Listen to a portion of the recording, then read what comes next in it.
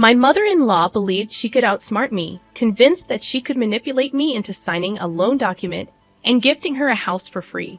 It's as if she thinks I'm incredibly naive, but little does she know, I have a plan that will leave her utterly embarrassed. I don't really care about her opinion on the matter. Before I married my husband, I had high hopes for a positive relationship with my mother-in-law. Having lost my own mother as a teenager, I thought a great mother-in-law could help fill that void. Unfortunately, my expectations were shattered when I met my worst nightmare in human form during my relationship with Bob. When Bob and I began dating, meeting his family was something I eagerly anticipated. Unbeknownst to me, my eagerness might have seemed desperate to some, leading Bob to repeatedly postpone the introduction. Eventually, I met his parents, and I instantly fell in love with them. Maria, Bob's mother, initially seemed like someone I wanted to impress, not in the conventional sense, but rather to become her favorite daughter-in-law. From the third month of dating, Bob and I knew we were heading towards marriage due to our compatibility. Like me, Bob and his parents were born in Europe, but they were Americans proficient only in English. Bob had hinted a few times that his mother could become a burden in the future, but I dismissed the warnings. I genuinely cared for her and willingly helped with chores whenever she asked. My motivation stemmed from a desire to amend mistakes from my teenage years, during which my relationship with my own mother was strained. Despite Bob's warnings, I disregarded the possibility of being manipulated by his mother. I aimed to build a strong bond, having had failed attempts with older women in the past.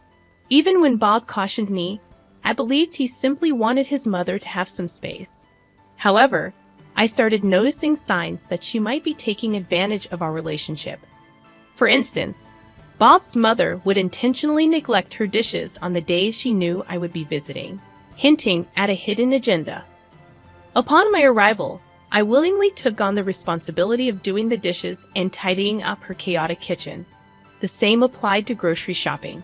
Adding to the complexity, Maria was disabled and relied on a limited disability check. Despite its inadequacy, she would frequently call me to borrow money. My inability to say no, coupled with my fear of being perceived as a bad person, led me to comply. Over the 2 years of Bob and I dating, my relationship with his mother flourished. Even when I sensed that she was taking advantage of me, I hesitated to stop my actions. The constant borrowing, whether it was $50 or $100, didn't bother me because I wanted Maria to be content. She had come to view me as her own, and I guess she exploited that connection. Deep down, every smile I elicited from Maria made me feel like I was rectifying the mistakes of my troubled teenage years. As a teenager, I unknowingly caused my single-parent mother a lot of distress. It wasn't until I grew older and she passed away that I understood the gravity of my actions.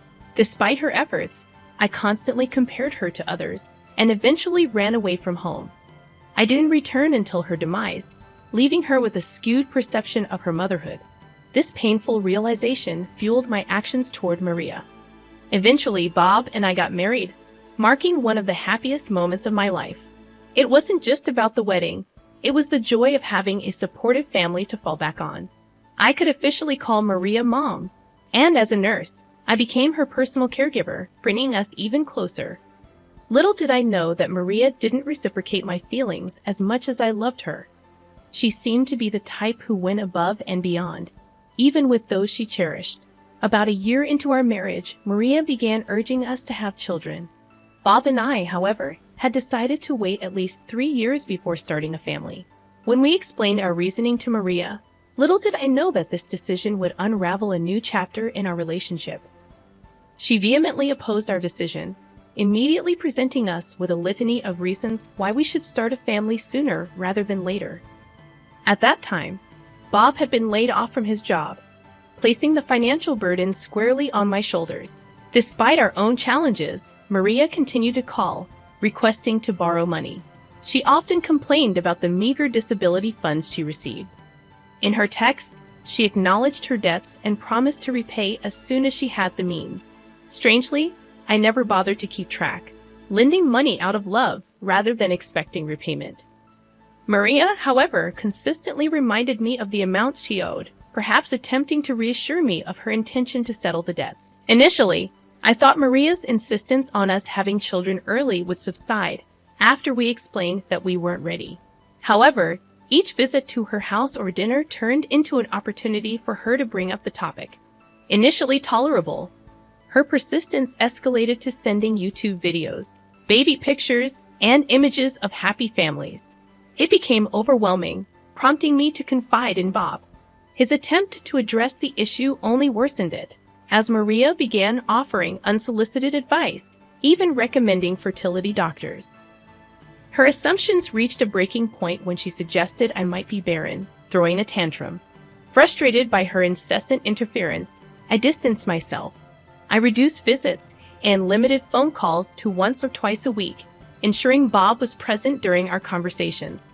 Fortunately, after 2 years of marriage, Maria seemed to grasp the gravity of her behavior. She accepted that we would start a family when we felt ready, not succumbing to her wishes. Even though our closeness had diminished, Maria remained in my thoughts, and I extended help whenever possible. By this time, she had recovered and resumed work, reducing her financial requests. About 4 months later, with Maria back at work, Bob secured a high-paying job in another country. Gradually, I found myself rekindling a closer connection with Maria. This time around, our relationship seemed to have transcended the need for favors, and she was now capable of handling tasks she couldn't before. While I had friends to hang out with, I believed that a mother holds a unique place in our lives, distinct from our friendships. Thinking that Maria no longer required my assistance, I was blindsided when I discovered her attempt to deceive me into signing her home loan papers. For weeks, she had been discussing a purchase, leading me to trust her without confirming the details. Initially, she mentioned needing my signature for a car, but one day, I stumbled upon a message on her phone that revealed the truth. The papers were not for a car, but for a home loan. Enraged, I contemplated confronting her immediately but feared the hurtful words that might ensue. Instead, I kept silent and left after she returned with snacks. Back at my apartment, I pondered ways to outsmart Maria and eventually devised a plan. I created a document in our country's native language, knowing she was proficient only in English and wouldn't understand its content. When Maria called, stating she had obtained the papers from the dealer and inviting me to sign them, I seized the opportunity. Carrying the bogus document, I requested a copy in my native language. Maria, unsuspecting, agreed. I left her house, claiming I needed to print the subtitled document, and returned minutes later with the fabricated paper I had prepared the previous night.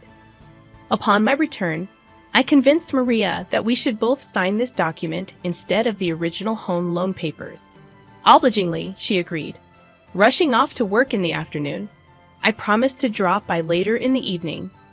When I returned to Maria's house that night, I anticipated her realization of the ruse, expecting her to send the papers back to the company. To my astonishment, her reaction was quite unexpected. I had attended a small house party that Maria had organized, unaware that she was celebrating the successful signing of the house loan papers. She had invited her friends, and the atmosphere was filled with laughter and drinks. Little did I know, everyone in the room, except my father-in-law, was privy to Maria's deceptive act. Upon entering the house, I sensed that Maria wasn't thrilled to see me. Her attention was solely on her guests. To add insult to injury, they openly discussed the loan in my presence. Realizing the situation, I decided to play ignorant. I inquired about the loan paper Maria mentioned, and she burst into laughter, even mockingly calling me a poor thing. She reveled in her successful trickery, claiming she duped me into signing her home loan papers under the guise of getting a new car. I allowed her to revel in her moment of triumph for a brief moment before revealing that I was well aware of her deception. Even if I hadn't known Maria's intention, I would have figured it out the day I signed. After all, everything on the document was plainly written in English. I couldn't help but wonder how she planned to get my signature without me reading the document first.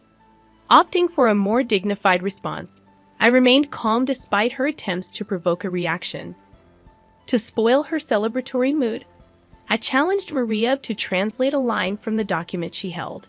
Initially hesitant, she complied after sensing my determination. The first line revealed my awareness. I am attempting to deceive my daughter-in-law, but I've been busted because she already knows. As she read out the damning line, Maria's eyes widened in anger. Without wasting time, she erupted into a tirade, hurling insults and regretting her son's marriage to me.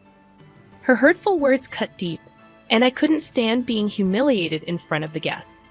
I fired back, asserting my innocence and refusing to be blamed for her deceptive actions. I harbored no regrets for exposing the truth, considering it a necessary lesson for Maria. Maria understood that convincing me to sign her home loan papers would be a challenge. Resorting to deception, she tricked me into signing them, thinking it was a clever move on her part. Unfortunately, this maneuver led to significant tension between Bob and me.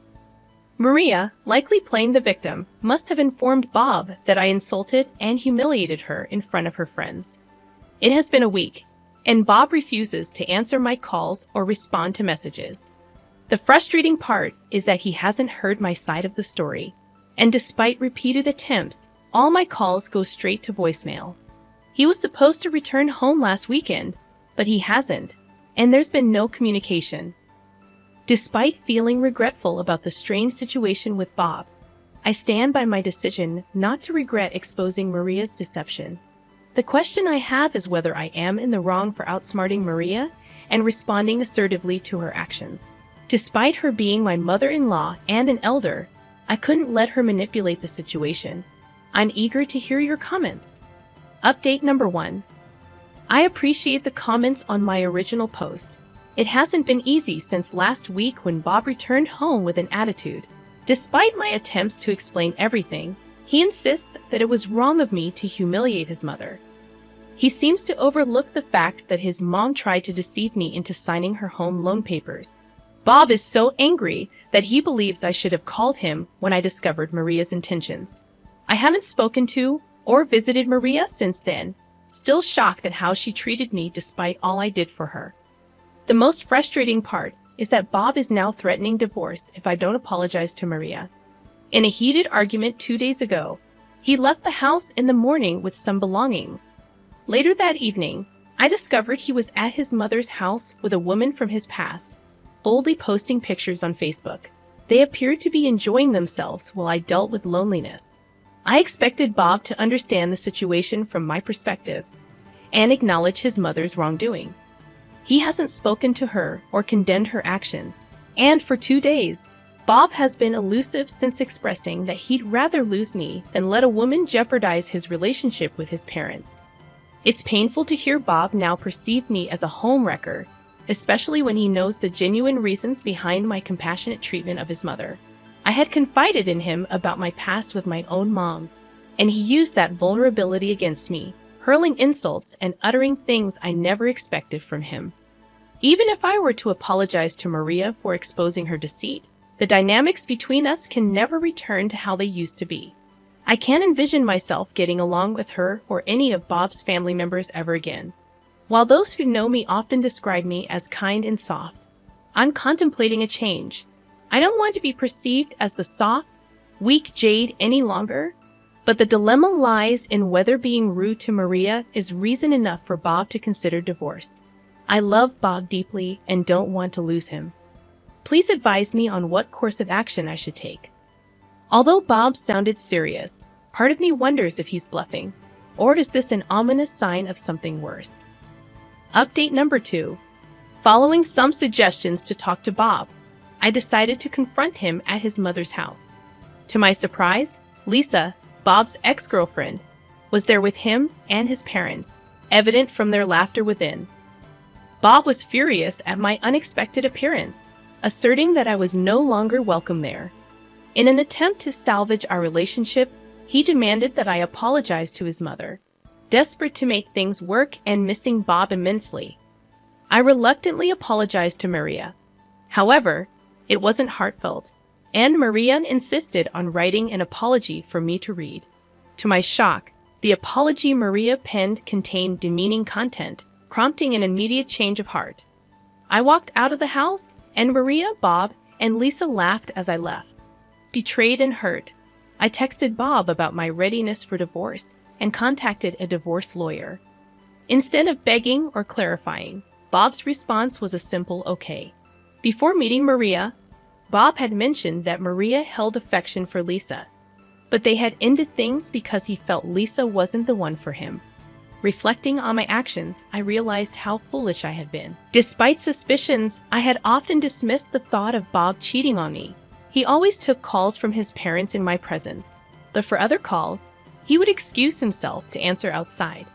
In hindsight, there were signs of a possible affair, but I had brushed them aside, not wanting to succumb to baseless assumptions that could ruin a marriage.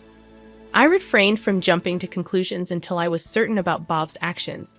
Even though Bob wasn't cheating, taking Lisa to his mother's house felt like a direct insult. In my view, divorce seems to be the best resolution, and I wish there was a way to teach Maria a lesson, but I'll let her be. Update number 3. I want to express my gratitude to all of you for your invaluable support. Among the numerous comments, the suggestion that stood out was to make Maria pay back all the money she borrowed. After gathering proof, I decided to sue her. Before filing the case, I messaged her, demanding repayment, but she didn't respond. I also texted Bob, and his dismissive response pushed me to proceed with the legal action. I filed the case and waited for Maria to be served. The sum she owed me exceeded $3,500, and I had evidence in the form of text messages. Maria's reaction upon being served was furious. She bombarded my phone with calls. I deliberately avoided answering. Bob and his father also reached out, suggesting an out-of-court settlement, and Bob professed his love. Disgusted, I blocked him, but he persisted with another number. The day of the court hearing arrived, and Maria showed up with her entire family, including Bob and his father as witnesses. They glared at me while the judge questioned me. I explained myself, but to my surprise, Maria denied borrowing any money and even claimed she used to borrow from Bob, not me. I presented the printed messages to the judge, but Maria laughed, dismissing them as potentially forged. Fortunately, the detailed content of the messages, mentioning disability amounts and other specifics, convinced the judge. The court ruled in my favor, ordering Maria to repay the $3,750. This experience has taught me not to love someone more than they love me. I'm relieved to have my money back and can start anew. Dragging Maria to court was a satisfying experience. She had avoided bringing up the money after resuming work, and I hadn't asked for it, given my initial intention of helping her out of love. However, realizing the lack of genuine affection from Maria and her family, I chose to stand up for myself. Thank you all for your support. I've become stronger, wiser, and smarter because of you. Regarding the divorce, as soon as the papers are ready, I'll be officially ending things with Bob. You guys are the best, and I'm grateful for the recovery of nearly $4,000. I'd love to hear your stories about helping in-laws that backfired in the comments section below. I narrate stories like this every day, covering in-law dramas, inheritance disputes, and wedding fiascos. If you want more videos, hit the subscribe button. It greatly supports the channel. Thank you, and I'll catch you tomorrow. Remember, it's cool to be kind. See you.